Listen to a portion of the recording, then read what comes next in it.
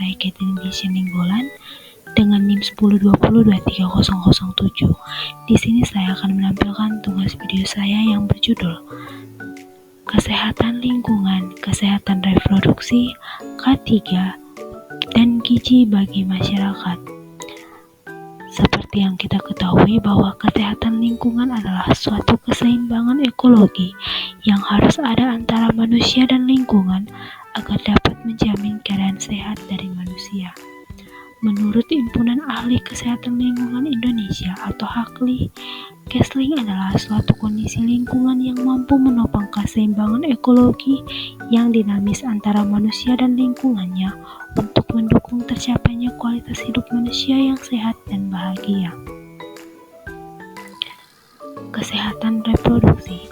Kesehatan reproduksi adalah kondisi di mana tercapainya kesejahteraan fisik, mental, dan sosial yang lengkap dan segala hal yang berkaitan dengan sistem reproduksi dan fungsi serta prosesnya. Definisi kesehatan reproduksi juga menunjukkan pentingnya hubungan seksual manusia dan faktor bahwa seringkali tidak adanya kesetaraan antara pria dan wanita.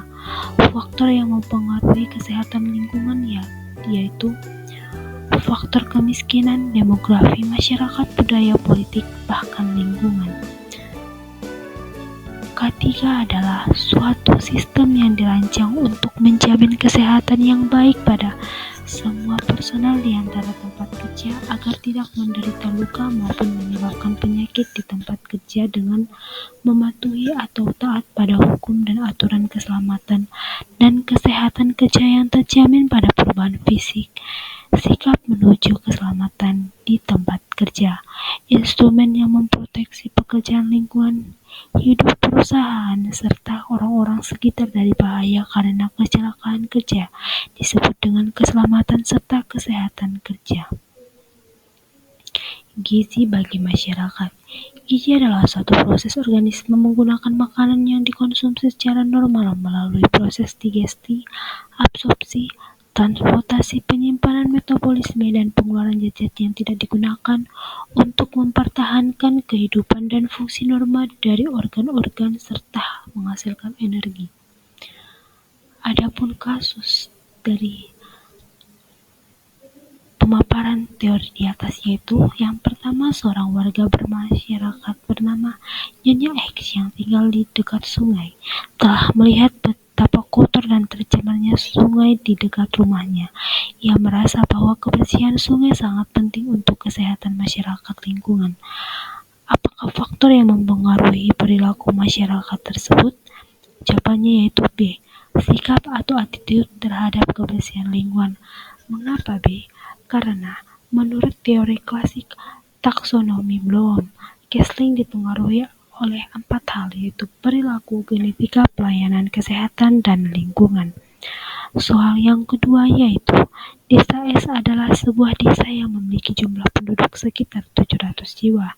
Namun desa ini memiliki kebanyakan warga dengan kondisi kurang mampu, terutama pada wanita. Wanita di desa ini memiliki kesulitan dalam memperoleh makanan yang cukup, tempat tinggal yang layak, dan perawatan kesehatan yang memadai. Apa yang menjadi salah satu faktor mempengaruhi kesehatan reproduksi wanita di desa S? Faktor yang mempengaruhinya itu yaitu C. Faktor kemiskinan. Mengapa? Karena salah satu faktor kesehatan reproduksi yaitu faktor kemiskinan, terutama orang-orang yang tinggal di daerah kumuh yang tidak memiliki cukup makanan atau jenis makanan yang tepat, tidak ada tempat tinggal yang layak, ketersediaan sanitasi, dan air bersih. Adapun kasus ketiga yaitu Bu Jet memiliki anak berusia 2 tahun yang mengalami gangguan pertumbuhan. Anaknya itu memiliki berat badan yang rendah dan tidak dapat berjalan dengan normal. Ibu Jet tersebut ingin mengetahui apa yang dapat dilakukan untuk meningkatkan pertumbuhan anaknya, yaitu jawabannya adalah C. Makanan yang dikonsumsi oleh anak. Karena apa? Karena pada kasus di atas, ibu tersebut perlu memastikan bahwa anaknya itu mengkonsumsi makanan yang seimbang dan bergizi untuk mendukung suatu pertumbuhannya. Dalam ruang lingkup gizi atau input merujuk pada makanan yang dikonsumsi oleh anak atau individu. Nah, di sini saya akan memaparkan materi yang kedua, yaitu pemberantasan dan pencegahan penyakit menular dan tidak menular. Nah, apa sih penyakit menular itu? Penyakit menular adalah penyakit yang disebabkan oleh agen infeksi, virus, bakteri, atau parasit tertentu yang timbul melalui transmisi agen dari orang yang terinfeksi, hewan, atau reseptor lainnya ke pejama atau host. Berdasarkan manifestasi klinis, maka karakteristik penyakit menular itu ada 3, yaitu spektrum penyakit menular, infeksi terselubung, dan sumber penularan. Nah, apa sih faktor yang berpengaruh dalam penyakit? Yang pertama itu adalah agen, kedua itu host atau manusia, yang ketiga environment atau lingkungan. Nah, apa sih itu penyakit tidak menular? Penyakit tidak menular merupakan penyakit yang tidak dapat ditularkan sehingga dianggap tidak mengancam kondisi orang lain. Berdasarkan laporan WHO, di kawasan Asia Tenggara paling sering ditemui 5 PTM dengan tingkat kesakitan dan kematian yang sangat tinggi. Beberapa di antaranya yaitu penyakit jantung atau kardiovaskular, kanker, penyakit pernapasan atau obstruksi kronik, dan penyakit karena kecelakaan. Nah, apa saja sih pencegahannya? Pencegahannya itu ada 2, yaitu imunisasi dan vaksinasi. Sistem kekebalan tubuh pada imunisasi ini distimulasi untuk mengenali dan melawan patogen spesifik sehingga anak-anak yang divaksin itu terlindungi dari penyakit-penyakit yang dapat menyebabkan kecacatan atau bahkan kematian.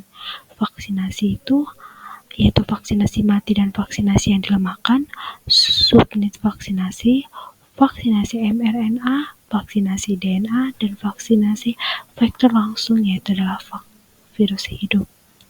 Nah, adapun kasusnya yaitu yang pertama, Agnes, seorang wanita berusia 30 tahun yang bekerja di rumah sakit, mengetahui bahwa ia sering terpapar risiko tinggi terhadap penyakit menular seperti hepatitis B dan papilomavirus atau HIV karena banyak berinteraksi dengan pasien. Dokter menyarankan agar ia mendapatkan vaksinasi DNA terbaru yang berbasis teknologi vaksinasi DNA yang lebih efektif untuk meningkatkan respon imun tubuhnya. Vaksin ini mengandung informasi genetik yang mengajarkan sel tubuh untuk mengenali dan melawan infeksi tersebut. Jenis vaksin apa sih yang direkomendasikan dalam kasus ini? Yaitu C. Vaksinasi berbasis DNA, karena vaksinasi ini adalah vaksin yang menggunakan informasi genetik atau DNA untuk merangsang sistem imun tubuh. Dalam vaksinasi DNA, fragmen DNA dari patogen, misalnya virus, dimasukkan ke dalam tubuh melalui suntikan. Nah, yang kedua yaitu Leoni adalah seorang mahasiswa jurusan pendidikan yang sedang mempersiapkan ujian akhir semester untuk memudahkan pemahaman materi tutorial aplikasi pembelajaran. Nah, media belajar apa sih yang digunakan Leoni termasuk dalam kategori itu? Medianya itu media belajar visual dan auditori. Karena dalam kasus ini, Leoni menggunakan berbagai media yang menggambarkan elemen visual dan auditori. Video tutorial dan aplikasi pembelajaran sering mengandung elemen visual seperti gambar, grafik, animasi, serta auditori yang mengandung suara atau penjelasan verbal. Kasus yang ketiga yaitu Clara, seorang wanita berusia 30 tahun baru saja pulang dari perjalanan ke luar negeri dan merasa tidak sehat. Beberapa hari dia mengalami demam tinggi, batuk, dan sesak napas. Setelah diperiksa oleh dokter, ia didiagnosa mengidap influenza. Proses yang terjadi dalam tubuh Clara yang membantu melawan infeksi influenza adalah respon imun spesifik yang melibatkan produksi antibodi. Karena apa? Saat tubuh terinfeksi oleh virus influenza, sistem imun spesifik tubuh akan mulai beraksi untuk mengenali dan melawan infeksi tersebut.